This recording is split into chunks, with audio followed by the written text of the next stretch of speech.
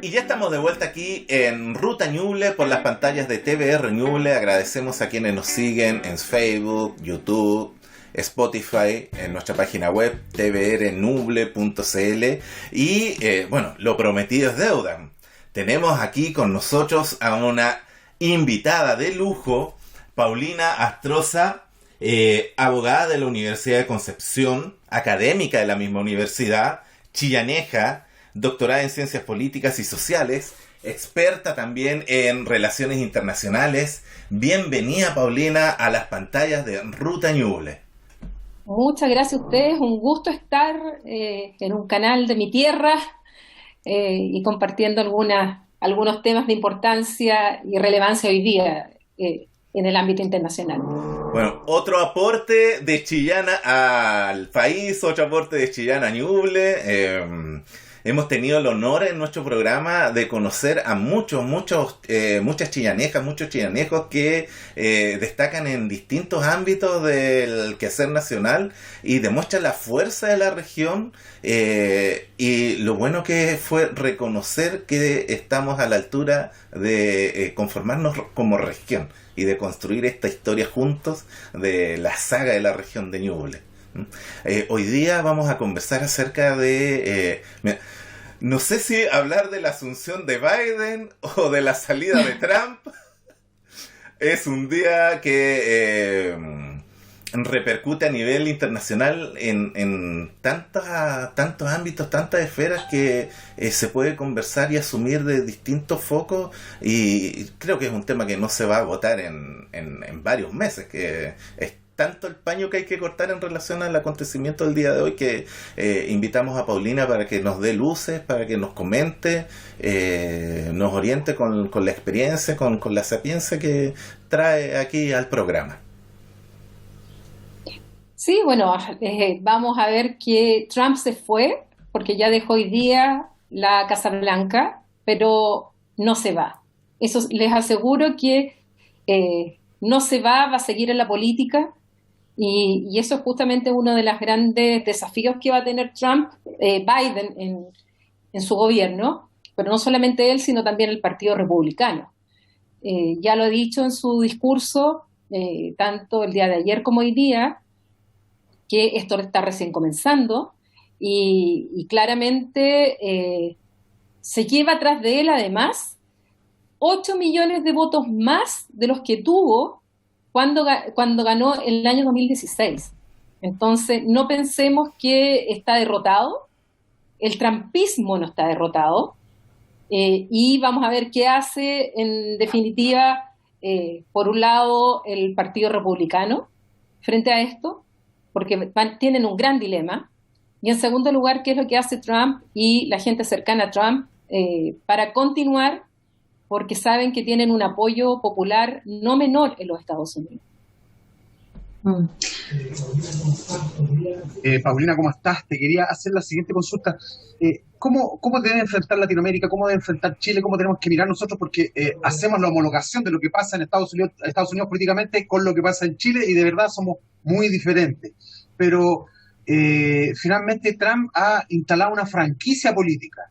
Y él habla, por ejemplo, de los temas migratorios, golpea fuertemente, levanta muros, y eso lo reproducen algunos presidentes también en Latinoamérica y le ha funcionado. El discurso lo hizo Piñera acá en Chile y vaya que le funcionó, lo hizo Bolsonaro en Brasil y mira cómo están, y lo mismo con otras temáticas. El nacionalismo a ultranza por parte levantado por Trump y, por ejemplo, la preocupación de los veteranos de guerra, de cómo les genera beneficio. ¿Qué pasa con la franquicia de Trump? Tú lo has dicho. Hoy día estamos para conversar con la llegada de Biden, que llega con un par de sombras. La gran sombra de Trump, que se la va a mantener durante los 4 años que siguen, y de Kamala Harris. ¿Qué pasa con la franquicia de Trump? ¿Se va a mantener? ¿Se va a desarrollar? ¿Qué pasa con Latinoamérica en esos casos? Trump representa un discurso y una acción que no es nueva, que uno la puede observar en Europa y que, digamos, la academia, la literatura califica de populismo de ultraderecha. Y cuando además se hace invocación a la nación y se hace invocación a una algún determinado grupo, porque tampoco cuando Trump habla de América primero está hablando de todos los estadounidenses, al contrario. Claro, O claro. sea, uno veía su gabinete, uno veía las fotos y eran todos blancos, todos rubios, todos pertenecientes a un mismo sector. O sea, de inclusión, de aceptación de la diversidad había muy poco. Entonces, cuando además se hace alusión a ese tipo de nación que se dice representar, se habla de nacional populismo y en este caso de ultraderecha. Esto ya existía en Europa, ya lo hemos visto en distintos partidos, movimientos, pero en el caso de los Estados Unidos, además, estaba un ideólogo que era, en definitiva, que le daba el soporte intelectual o estratégico más que intelectual, que se llama Steve Bannon, y de hecho ayer Trump indultó a Steve Bannon, quien tenía una causa penal en los Estados Unidos, justamente por un tema de manejo de dinero. Y Trump, como tiene la facultad constitucional, hoy día, o sea, ayer en realidad, emitió una serie de indultos a mucha gente que estaba con temas económicos, de corrupción, cercanos a él, y dentro de eso Steve Bannon. Entonces Steve Bannon representa, por ejemplo, en el Reino Unido hay otra figura que es muy similar, que se llama Dominic Cummings, que es el que está detrás del Brexit, y que el discurso es exactamente el mismo, la anti-inmigración, levantar las fronteras, estar en contra del multilateralismo, estar en contra de las organizaciones internacionales, en ese caso de la Unión Europea, de plantear que saliéndose de la Unión Europea iban a solucionar todos los males, porque los males estaban en el exterior. Trump era poner el muro con los mexicanos y de esa forma entonces se libraban de este tema de la migración, o abandonando instancias internacionales y haciendo mucha alusión a lo que es la patria, la soberanía, la pérdida de identidad. Bueno, ese discurso que muchas veces aquí llama la atención, yo lo venía escuchando, yo viví 6 años en Bélgica, y en Bélgica en Bélgica hay partidos que también tienen este discurso, y además he ido estudiando y leyendo a otros dentro de Europa que tienen exactamente el mismo discurso. O sea, escuchar en Francia a Marine Le Pen o a su padre anteriormente, a Jacques-Marie Le Pen, era exactamente lo mismo.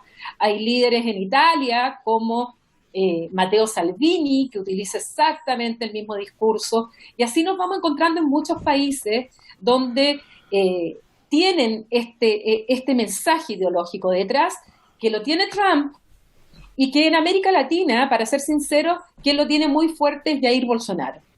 Jair Bolsonaro tiene este discurso, son negacionistas del cambio climático, son negacionistas de la pandemia, partieron con que era solo un resfrío y no usan mascarillas, no adoptaron las medidas en el inicio, y veamos que tanto Brasil como Estados Unidos y el mismo Reino Unido con Boris Johnson son los países que más muertos tienen por la COVID. O sea, Estados Unidos ayer superó la barrera de los 400.000 muertos por el mal manejo de la pandemia. Entonces, este discurso no es nuevo, pero evidentemente al ser el líder de la superpotencia, a nosotros nos llega de manera mucho más fuerte, más aún cuando hay algunos que están replicándolo en América Latina, y que en el caso de Chile, en algunos aspectos lo ha tomado el presidente Piñera, pero yo no calificaría a Piñera ni de populista ni de ultraderecha, como si yo calificaría, por ejemplo, a José Antonio Kast. O sea, el discurso de José Antonio Kast es exactamente el mismo que estoy describiendo, y basta ir a buscar en YouTube una conferencia del año 2019 de Kast en Colombia, donde ustedes encuentran exactamente todos los puntos que les estoy mencionando. Entonces, sí puede haber, por un lado, ha habido una cierta réplica en países de América Latina que han tomado este discurso populista de ultraderecha, pero que, viendo lo que está pasando en Europa, sobre todo con el Brexit y los efectos negativos que está teniendo para el Reino Unido, lo que ha pasado es que ese discurso populista de ultraderecha está perdiendo votos. en Europa. Tenemos que ver qué es lo que va a pasar en América Latina. Si ese discurso va a ganar votos o, viendo lo que está pasando con los efectos negativos que ha causado a los Estados Unidos y a otros países, sencillamente va a perder fuerza. Porque hay fenómenos que son globales y no con el nacionalismo y el patriotismo los vamos a resolver. El tema de la presión migratoria, lo que son los problemas de la pandemia, el narcotráfico internacional. Entonces, el cambio climático no se va a resolver con siendo Estado cerrando la frontera y utilizando la soberanía como concepto. Entonces, hay que ver qué es lo que pasa. Y, en segundo lugar, América Latina nunca ha sido prioridad para los Estados Unidos en su agenda. Solo es prioridad lo que es problema. Entonces, ¿qué ha sido prioridad? En definitiva, es Cuba, Venezuela en el último tiempo, México por razones obvias, pero el resto de América Latina en general no somos prioridad. Estamos en la agenda de Estados Unidos, pero no somos prioridad. Y a veces eso no es malo, no ser prioridad, porque uno es prioridad cuando causa una amenaza a la seguridad nacional de los Estados Unidos. Entonces, Estados Unidos no tiene embajador en Chile, por ejemplo. Es que no tiene muchas partes porque Trump no nombró embajadores. O sea, Biden va a tener que reestructurar todo el Ministerio de Relaciones Exteriores, que se llama Secretaría de Estado en los nombres que tienen en Estados Unidos. O sea, cientos de embajadores que nunca nombró, diplomáticos que nunca nombró, mandó a su yerno a hacerse cargo de las relaciones con Medio Oriente. Entonces, no es solo Chile el caso, se da a nivel... Entonces, eso también va a ser un desafío internacional para Biden para desplegar su política exterior. Sí, te quería preguntar, ¿qué tiene que ver esto con los desafíos que hoy día tiene que enfrentar Biden? Que bien tú mencionas, de alguna forma, dónde pone Estados Unidos como Estado las prioridades, que normalmente tú mencionas que está donde están los problemas, o quienes le generan problemas eventualmente a Estados Unidos, mirado desde su perspectiva. Eso desde la política internacional, ¿seguirá el tema migratorio estando muy presente? ¿Cómo lo ves tú en las relaciones? Porque además entiendo que se salió de diferentes pactos de Estados Unidos durante el transcurso del periodo de Donald Trump. ¿Cómo lo visualizas tú? Entiendo yo que se pueden ver hartos desafíos para Biden en este periodo. O sea, Biden tiene tremendos desafíos, tremendos. Y tiene más desafíos internos que internacionales, que también los tiene. Pero en lo interno yo creo que va a ocupar gran parte de su primer año, primero en contener la pandemia. O sea, eso lo ha dicho expresamente. Segundo, y seguramente lo va a decir hoy día en su discurso, el tema de la unidad de los estadounidenses, porque uno de los legados de Trump es dejar una sociedad estadounidense muy polarizada, radicalizada y enfrentada entre ella misma. O sea, a los clivajes que siempre ha tenido Estados Unidos desde que se creó como Estados Unidos, sobre todo con la población afroamericana. Hoy día, además, atizado por Trump, está esta división y surge esta ultraderecha que siempre ha estado ahí, pero evidentemente con un líder que les dice que les robaron las elecciones, que le dicen que el sistema está corrupto, que ellos son víctimas, que además la libertad de expresión no se respeta porque le cerraron todas las cuentas a través de las cuales él se comunicaba, y que además tiene un impeachment que todavía no sabemos qué va a pasar. En una de esas, yo lo veo difícil, pero en una de esas se aprueba el impeachment por el Senado y él no se va a poder presentar a la elección en 2024. Y eso puede crear en sus seguidores, sumado a todo esto, que ellos creen que hay conspiraciones por todos lados y se creen las teorías conspiracionistas, que finalmente se encuentran con un grupo importante radicalizado, muy trumpista más que republicano, algunos de ellos que son exmilitares y que además tienen un acceso fácil a las armas. Entonces, eso puede complicarse y es un desafío también para Biden. Y en tercer lugar, tiene que afrontar los costos económicos de la pandemia. O sea, Estados Unidos está en un problema económico muy grande y mientras no termine la pandemia, mientras no se vacuna toda la población, mientras no pueda la economía de nuevo abrirse, evidentemente va a tener ahí un tema súper complejo. Y en lo internacional está todo el tema, bueno, y en lo interno también tiene lo de la migración.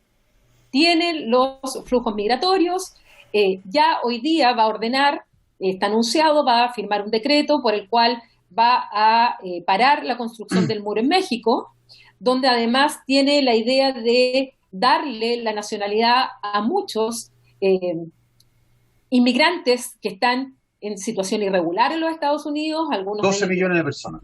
Claro, llegaron cuando eran muy pequeños y en realidad son estadounidenses, pero no tienen ningún papel y eso les impide acceder al sistema de salud, les impide una serie de cosas. Entonces, ya ha anunciado él que va a regularizar la situación de estas personas, sobre todo los llamados Dreamers, que son aquellos jóvenes que llegaron con sus padres y que se criaron ahí y que llevan toda su vida en Estados Unidos.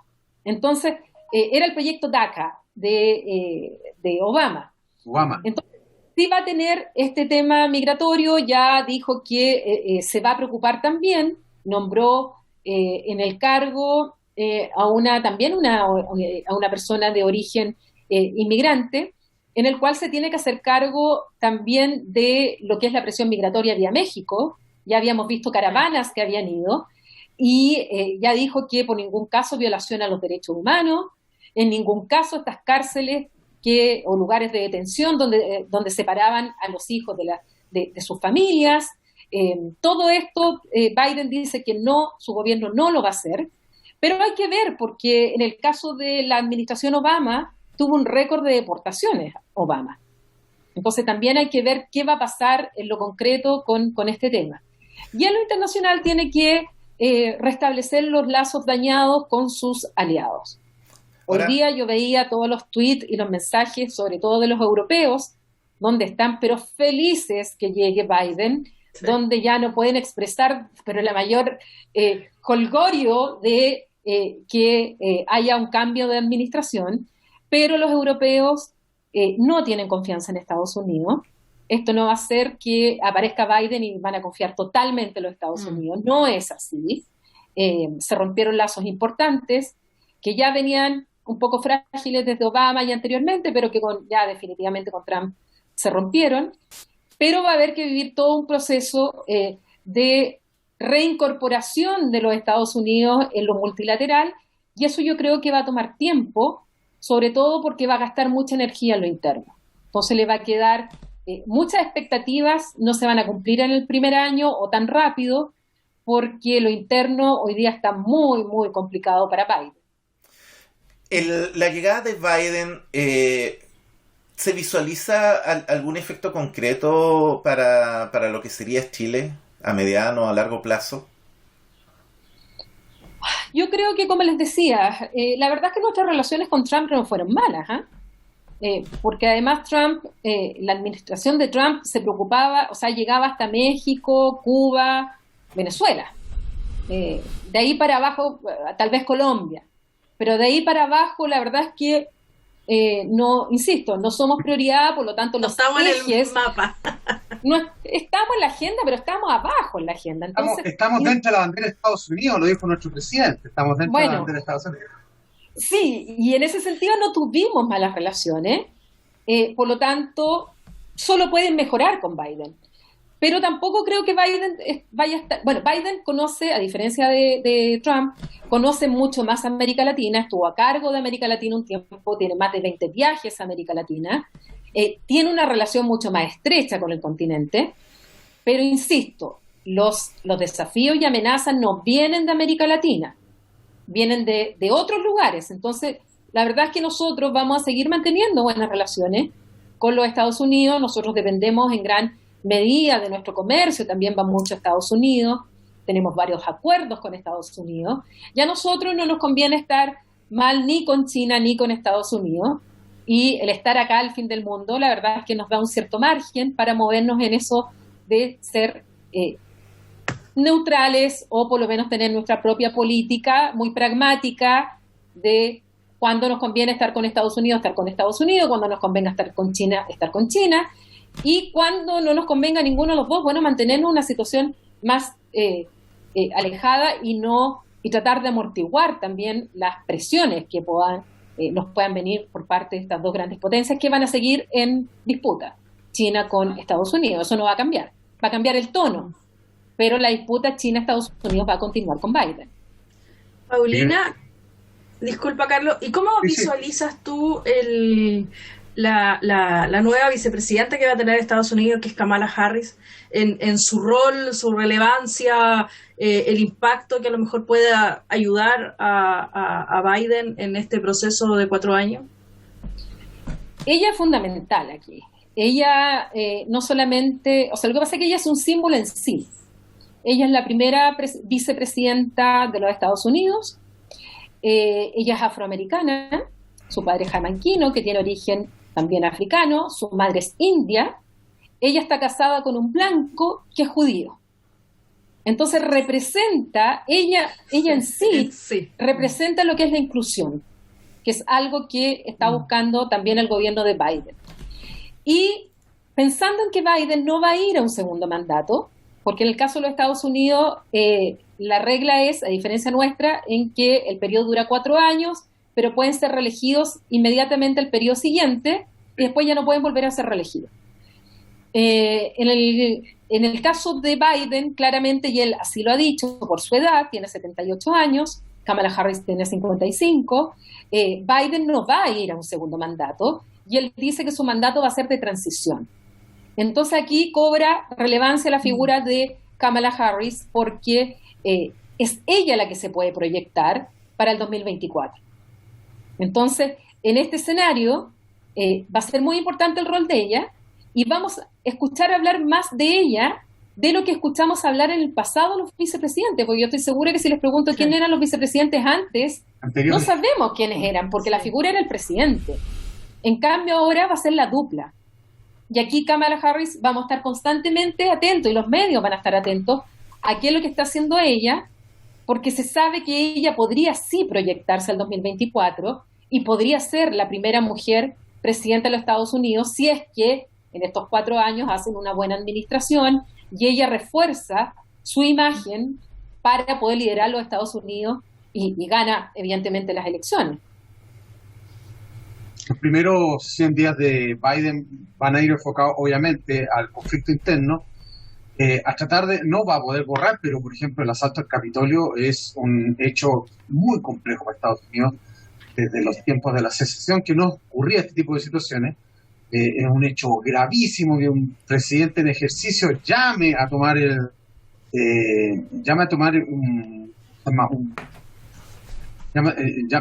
Capitolio derechamente y la gente le responde, el trumpismo sale a la calle. Pero como te manifestaba, estos primeros 100 días es complejo el hecho interno, pero ¿será que Biden se va a reforzar con Kamala Harris y con Obama? ¿Obama vuelve otra vez a la escena principal?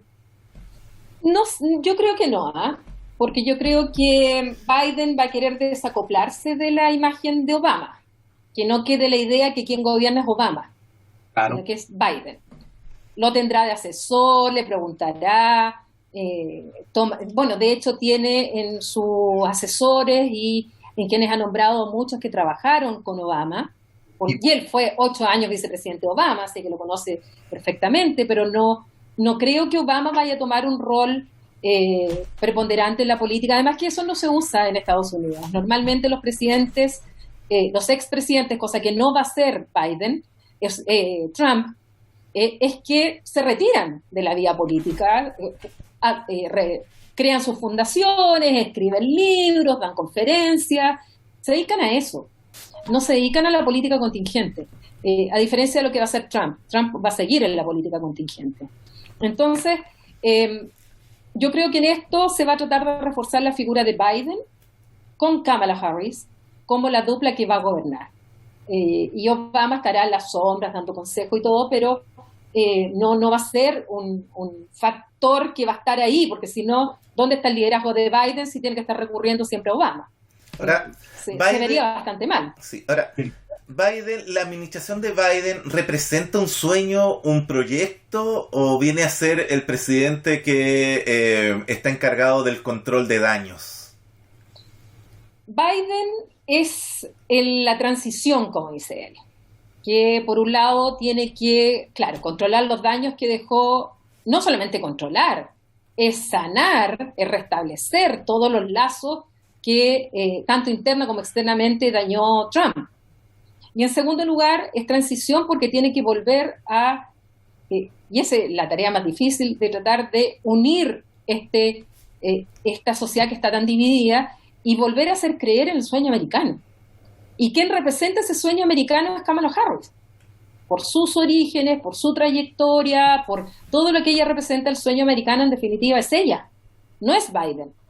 Entonces, aquí es ella la que va a estar en un plano mucho más representando ese sueño. Entonces, es un tema, insisto, va a ser, uno lo calificaría, como él lo ha dicho, un gobierno de transición. Bueno, y ya estamos llegando a los minutos finales de este bloque. Paulina Astroza Suárez, abogada de la Universidad de Concepción. Chillaneja, una chillaneja que hace un tremendo aporte a la academia a nivel nacional. Un lujo tenerla acá en nuestro programa. Darte las gracias de haber compartido aquí en Ruta Ñuble y de traer tus opiniones y tu visión que nos permite ampliar el análisis, ampliar la mirada en relación a este importante tema. No, yo feliz, porque pese a que ya muchos años que no vivo en Chillán, desde que me vine a estudiar a Concepción y después estuve fuera del país, mis vínculos siguen allá, mi familia sigue allá.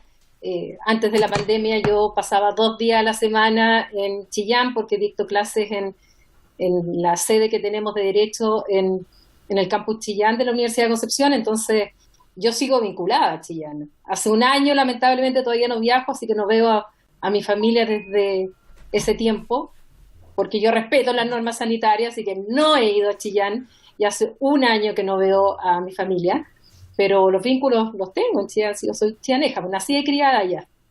Paulina, yo te quiero agradecer tu presencia. Sé que llevas mucho tiempo trabajando en la Universidad de Concepción. Algo te conozco de cuando hace muchos años atrás, ahí te lo comentaré luego. Fui alumna tuya de un derecho internacional, pero agradecerte tu disponibilidad. Hoy día eres una persona muy reconocida a nivel nacional por tu aporte en materia internacional, así que dejarte invitada para que puedas estar con nosotros en otra oportunidad más adelante, a lo mejor hablando de otros temas que no tienen que ver necesariamente con Estados Unidos, pero que de repente es bueno tener la mirada de alguien que conoce desde materia internacional y cómo influye esto también a la región en otras materias. Sí, ningún problema, yo feliz. Le ofrezco desde ya que conversemos sobre el proceso constituyente, en el cual también estoy muy involucrada. Son temas los cuales muchos de ellos manejo, porque cuando empezamos a dictar las clases en la Universidad de Concepción, yo partí siendo profesora de instituciones políticas y después de Derecho Internacional. Entonces son temas los cuales estoy involucrada yo ahora, y feliz de poder compartir con ustedes y con la gente de Ñuble. Felices nosotros también de tenerte y que seas parte de la Mesopotamia de Chile. Entre 2 ríos, Ñuble genera para el mundo cultura, políticos, académicos. Estamos felices de tenerte y ojalá de volver a conversar más adelante de temas como la constituyente y otros que son muy álgidos para el país, porque este año 2021 es muy potente. Lo queremos registrar. En enero del 2021 ya estamos hablando de la próxima presidenta de Estados Unidos, Kamala Harris, con Paulina Astroza, y también, obviamente, en enero del 2021 vamos a desarrollar durante este periodo algo muy potente. En Chile, más de 8, 10, tal vez 12 elecciones, con las reelecciones posibles de gobernador y de presidente. Vamos a tener mucha materia para poder invitarte y comentar de estos temas. Muchas gracias, Paulina. No, gracias a ustedes de nuevo y que tengan un buen día también. Paulina, Scarlett, Carlos, nuestros queridos televidentes, quienes nos escuchan en Spotify y en las distintas redes sociales, hemos llegado al final de este bloque. Esto ha sido Ruta Ñuble. Nos vemos la próxima semana.